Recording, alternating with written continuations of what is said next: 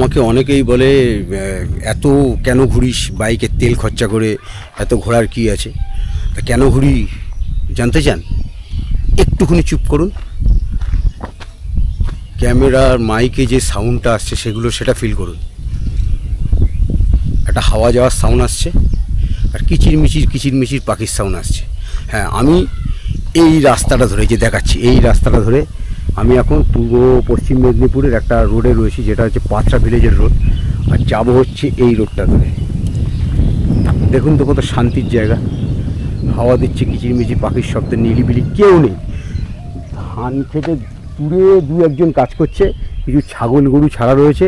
ডান দিকে ছোট্ট মতন একটা খাল, ছোট্ট মতন, যেদিকে ওই পাশটা ফুলে রয়েছে অনেকগুলো। আর বাঁ সাইডে বিরাট বড় ধান ক্ষেত, প্রচুর বিস্তীর্ণ এরিয়া জুড়ে ধান ক্ষেত বিস্তীর্ণ রয়েছে।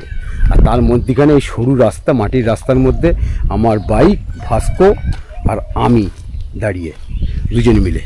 হ্যাঁ, এইটুকুনি শান্তির জন্যে আসি, যাতে বুড়ো বয়সে বা শেষ বয়সে যখন আর বাইক চালানোর ক্ষমতা থাকবে না, ঘোরার ক্ষমতা থাকবে না, তখন যাতে ফোনে এই ভিডিওগুলো স্ক্রল করে দেখি আর হাসি নিজে মনে মনে, যে না, আমার জীবনটা বৃথা যায়নি।